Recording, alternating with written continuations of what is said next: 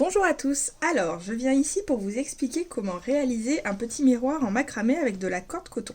Donc on va réaliser ce modèle là avec 6 petites pointes, on va voir plusieurs nœuds. Donc le nœud alouette de base, le nœud plat ici et ensuite le nœud barrette pour faire les petits tubes. Donc niveau matériel, il va vous falloir un miroir circulaire de 10 cm de diamètre, donc celui-ci est pas mal parce qu'il est poli sur les côtés, donc comme ça on évite de se blesser. Il va nous falloir donc de la corde, hop, 2,5 ou 3 mm en coton. Elle est plutôt de bonne qualité, elle est assez douce et elle se sépare en 4 parties. Et ensuite, il va nous falloir un cercle d'abat-jour, hop, en métal, donc de 10 cm de diamètre aussi. Parce que du coup, voilà, il va bien sur le miroir et dans tous les cas, après, on va rajouter la corde qui va faire une épaisseur. Donc la première partie, ça va être la découpe, donc qui est un peu longue et fastidieuse. Il va vous falloir, donc hop, en fait à chaque pointe on va utiliser 8 fils, donc comme on en a 6, il va vous falloir 48 brins de ficelle. Donc on va prendre des brins, moi quand je le fais je prends environ 42 cm, mais prenez 45 cm, comme ça si vous nouez un peu moins serré que moi, on est sûr. Il peut vous falloir aussi un petit bout de scotch chez Facultative ou une petite pince pour travailler pour que votre ouvrage soit bien fixé. Une paire de ciseaux et un peigne éventuellement à la fin pour peigner les franges. Voilà, on peut les dédoubler à la main, mais mettre un petit coup de peigne, ça aide un petit peu sur la fin. Donc, première étape, une fois que tous vos fils sont découpés, donc pour rappel, on découpe 48 fils de 45 cm. Chaque fil, on va venir donc le plier en deux, de façon équitable. On vérifie que les deux petits bouts soient à la même taille. Et on va venir, donc le tout c'est de le faire toujours dans le même sens. On prend notre cercle, on passe la boucle dans le cercle, et on vient récupérer dans la boucle les deux petits fils. On vérifie que les bouts soient équitables et on serre. Donc ça c'est ce qu'on appelle un nœud alouette. Donc soyez vigilants, il faut toujours que le petit boudin là qui est ici se retrouve du même côté. Voilà, le tout c'est de le faire toujours dans le même sens pour que tous les petits boudins soient ou de ce côté ou de ce côté. Donc je vous remontre une autre fois. Le nœud alouette, on plie en deux, hop, on vient. Donc moi des fois je me mets sur le bord de la table pour avoir donc un bout du cercle qui dépasse dans le vide. On vient passer hop, le fil comme ça et on vient récupérer les fils dans la boucle et on serre. Voilà, voilà pour le nœud alouette. Donc vous allez devoir faire ça avec tous vos fils, soit 48. Donc moi là j'en ai déjà fait 40. Pour vous montrer, je vais mettre les 8 derniers. Hop. Et après on va attaquer les nœuds. Donc juste avant, je vais vous proposer de fixer le miroir. Je trouve ça plus simple de le faire à cette étape-là, tant que les fils en fait sont pas noués entre eux et qu'ils sont tous libres. Donc ce qui est pas mal avec la technique de fixation, c'est que c'est une fixation dite mécanique, donc c'est pas collé. Donc si jamais votre miroir se casse, etc., ou vous avez un souci, vous pouvez donc désolidariser le miroir du projet, éventuellement le remplacer. Voilà. Hop, donc n'hésitez pas à faire un peu de place sur le cercle si besoin. Les 48 fils doivent rentrer. Hop. Donc là, ce qui est bien avec ce projet, c'est qu'on voit les principaux nœuds du macramé. Il nous reste un dernier nœud qu'on n'aura pas vu avec ce projet, mais qui est vraiment, vous allez voir, le nœud plat est fait en deux parties, une fois à gauche, une fois à droite, et en fait le dernier nœud qui nous reste, c'est le nœud torsadé, qui est fait tout le temps à gauche. Donc par extension, vous saurez faire tous les nœuds de macramé. Hop.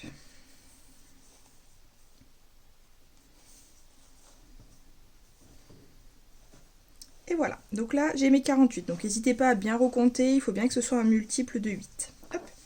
Donc ça va être parti pour fixer notre cercle, enfin notre miroir, pardon, sur le cercle. Donc j'en suis là, donc j'estime que le côté avec tous les boudins, c'est l'avant de mon projet. Hop, donc je vais retourner mon ouvrage, que les boudins se retrouvent face à la table. Tac, et je vais venir fixer le miroir. Donc on va être là, comme on est au dos, le miroir va être face, donc pas face miroir, de l'autre côté à l'envers, posé comme ça. Ok. Donc pour le fixer, on va prendre sur la bobine qui vous reste un bon bout de ficelle. Donc ce bout là, moi je prends au moins 40-50 cm pour être large. En gros il faut qu'il fasse au moins 2 fois cette taille là et un peu plus. Ça permet, hop, voilà, donc je prends un bon fil de 40-50 cm. Et là, donc je vais le dédoubler. En fait la corde elle est torsadée dans un sens, il me suffit de la tourner dans un autre sens. Celle-ci moi est faite de 4 brins, des fois il y en a des 3 brins. Et je vais avoir besoin de 2 fils dédoublés. Donc voilà, je dédouble comme ça et je vais venir tirer hop, tout le long pour dédoubler. Parfait. Donc il y en a 2 que je laisse de côté pour l'instant et je vais en récupérer 2. Donc ils sont encore torsadés, ils gardent leur nature de base, c'est normal. Voilà, donc j'ai un premier fil fin et un autre fil fin. On pourrait le faire un peu avec n'importe quoi pour la fixation. Là, le but c'est que ce soit assez fin et que ce soit le plus discret possible. Donc maintenant, je conserve mes 2 fils. Je vais venir séparer mon miroir de telle sorte à faire comme une croix. Donc en fait faire 4 fois un quart sur mon miroir. Donc là je vais écarter par exemple ici, et je vais venir écarter aussi en face. Donc on fait ça à l'œil, hein. Vous n'êtes pas obligé de compter le nombre de brins, je fais à peu près à l'œil. Une fois que j'ai écarté comme ça à la verticale, je vais venir passer ma ficelle juste sous le miroir, hop, au niveau de l'écart, et la récupérer de l'autre côté. Donc la petite ficelle dédoublée, parfait, je la mets à peu près de façon équitable, s'il y a un côté plus petit c'est pas grave, et je vais faire pareil de façon horizontale. Donc ici je vais venir écarter mes fils, hop, et pareil en face, pour faire comme une croix. Tac. Ensuite, je vais venir donc prendre mon miroir à l'envers, je vais venir pincer l'endroit là où les deux fils se croisent, lever la croix et glisser mon miroir par-dessous. Donc là c'est le moment, pas très évident, il faut faire preuve d'un peu de dextérité. Là il faut être assez précis, donc n'hésitez pas à réouvrir un petit peu pour être sûr que le fil passe bien à l'endroit où vous l'aviez décidé. On remet bien les quatre côtés avant de pouvoir serrer. Donc voilà, je les remets, on est bon. Donc une fois que je suis en place, je peux venir serrer. Hop, je vais venir emmener un de mes côtés vers l'autre côté. Donc faites en sorte de voir le plus logique si vous avez un fil qui est plus petit. Et là, je vais venir faire 2 petits nœuds bien serrés au ras du miroir ici. Donc un premier petit nœud et un deuxième petit nœud. Clac. Ensuite, je peux tourner mon ouvrage si nécessaire. Je vais venir faire pareil de ce côté-là. Hop. Donc un premier petit nœud et un deuxième. Et la dernière étape pour la fixation, c'est que je vais réaliser une petite boucle qui nous permettra d'attacher le miroir. Donc je prends les deux fils ensemble et je vais faire un nœud qu'on appelle autour du doigt. Donc je réalise une boucle autour de mon doigt, et dans cette boucle je viens passer les deux fils. Ensuite je viens faire glisser le nœud et je laisse une boucle d'un petit centimètre à peu près. Et ensuite je viens couper ma ficelle quelques millimètres après le nœud. Voilà. Et au moins grâce à ça, mon miroir est fixé. Et ici j'ai une petite boucle qui pourra aller sur un petit clou, une petite pointe si vous avez besoin de l'accrocher. Je réalise la même action de l'autre côté. Au moins je me dis c'est plus sécurisé. Il y a le nœud en plus et si jamais l'une des boucles se casse ou autre, on est bien. Parfait, donc voilà, étape fixation, ok. Maintenant on va passer à l'étape de la pointe. Donc en fait pour le miroir, c'est un module qui est répété 6 fois. Donc je vais montrer comment le faire une fois et après vous n'aurez plus qu'à le répéter avec la même technique sur les autres faces. C'est parti. Donc pour commencer, pour une pointe, il va me falloir 16 fils. Donc 16 fils, c'est 8 petits boudins, comme ils sont pliés en deux. Donc je vais compter 2, 4, 6, 8. Donc je vais hop, écarter les autres fils dont je n'ai pas besoin. Si besoin, c'est à ce moment-là que vous pouvez utiliser le scotch. Tac. Donc je vais venir scotcher mon ouvrage. Voilà, parce que moi j'ai tendance un petit peu à tirer. Voilà, là on est pas mal. Et je vais venir utiliser ces fils-là pour ma première pointe. Donc pour vous montrer la composition, on veut faire un petit triangle. Donc en fait, je vais faire une ligne de 4 nœuds, ensuite 3, 2 et 1. Donc en nœud plat, et ensuite je viendrai faire hop, les bords comme ça en diagonale avec le nœud barrette. Donc pour ça, il va falloir prendre à gauche les 4 premiers fils pour faire un nœud plat. Donc un nœud plat, il est composé de 2 mouvements. Il va y avoir d'abord un nœud à gauche, puis un nœud à droite. Donc pour ça, je laisse les deux fils du milieu, hop, tranquille. Avec le fil de gauche, je viens dessiner comme un 4. Par-dessus mes deux fils du milieu. Hop.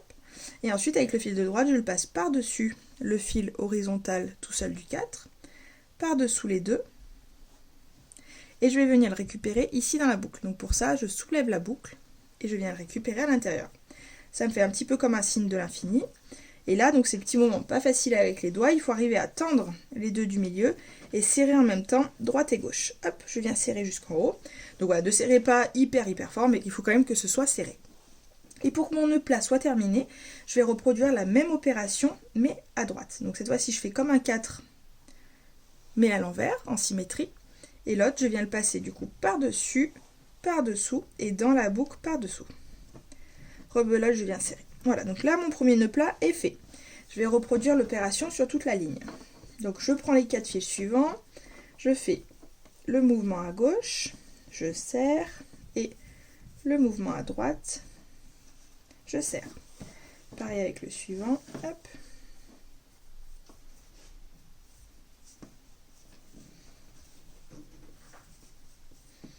Voilà, donc ça c'est le nœud vraiment principal du macramé, c'est le nœud plat.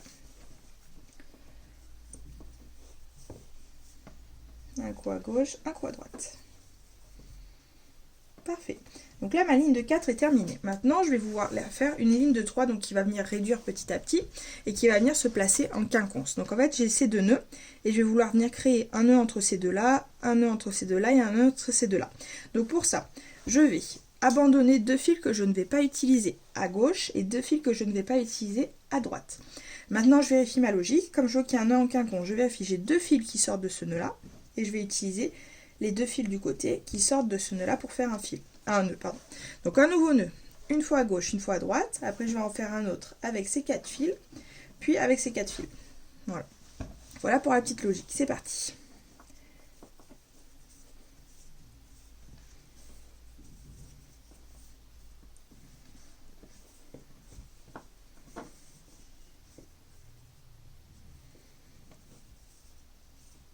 Donc je suis sur le deuxième nœud.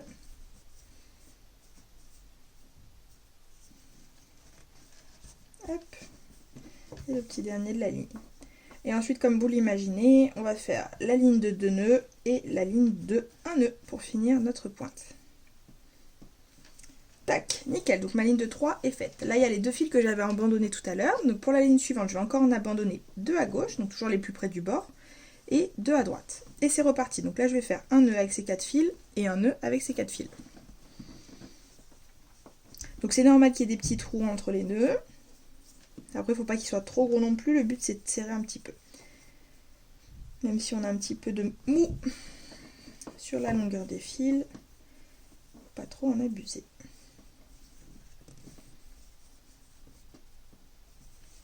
Tac, parfait. Et pour la fin, on reproduit pareil. 2 fils sur le côté, 2 fils sur le côté. Il me reste les 4 du milieu. Voilà, donc là, on va avoir terminé avec les nœuds plats. Il va nous rester à nous occuper du nœud barrette. Hop. Je vais remonter un petit peu l'ouvrage que vous voyez bien. Voilà. Ok, pardon, j'ai fait tout bouger. Tac. Alors, c'est parti. Donc maintenant pour le nœud barrette. Donc ça c'est un nœud qui ressemble un petit peu à un nœud de bracelet brésilien. On doit utiliser la moitié des fils. Donc d'abord on va faire tout le côté gauche. Donc on sépare bien en deux. 8 fils à gauche, 8 fils à droite. Hop.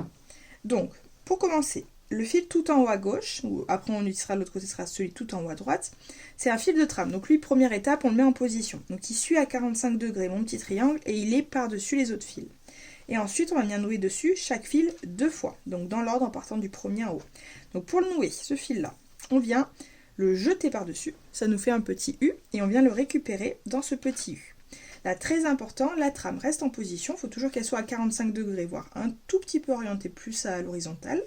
Et c'est vraiment le fil qui vient se nouer autour, c'est lui qui va venir glisser autour. Donc une première fois, et je refais pareil, donc je le jette, hop, je le récupère, je garde ma trame en position, et une deuxième fois. Voilà, ça me fait une sorte de petit tube. Et je vais reproduire cette opération avec tous les fils. Donc bon, je vous le fais un petit peu en plus rapide.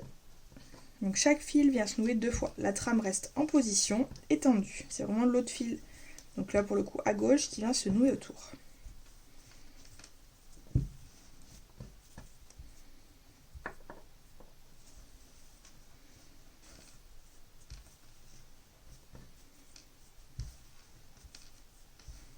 Et hop, nickel. Donc le côté gauche est terminé. On va s'attaquer au côté droit.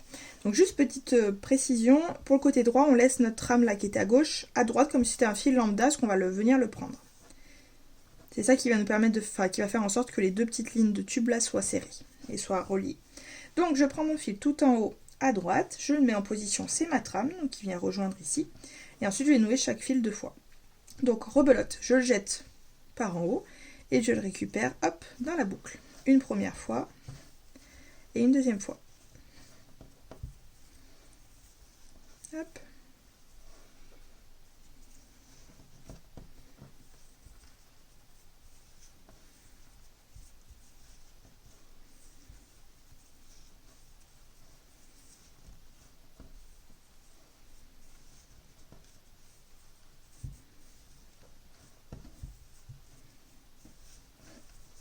Et jusqu'à utiliser tous les fils. J'y suis presque.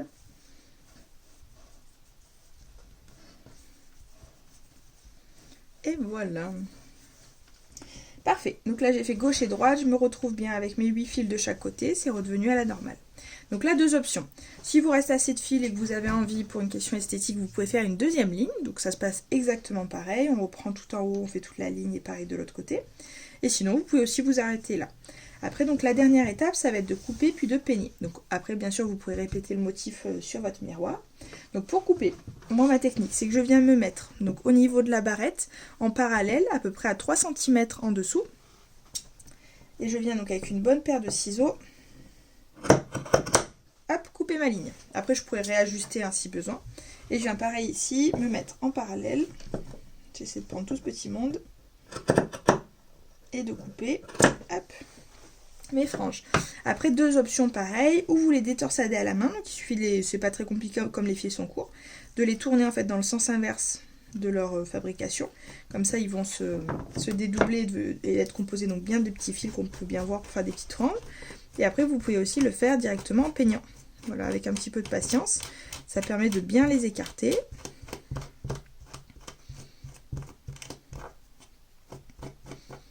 Hop, donc je vais descotcher pour vous montrer plus près. Voilà, donc avant, là c'est la version non peignée. Et après la version peignée avec les petites franges. Je peux bien peigner jusqu'au bout. Et après, j'hésite pas, si je veux recouper un petit peu pour que ce soit plus droit, c'est aussi possible. Voilà.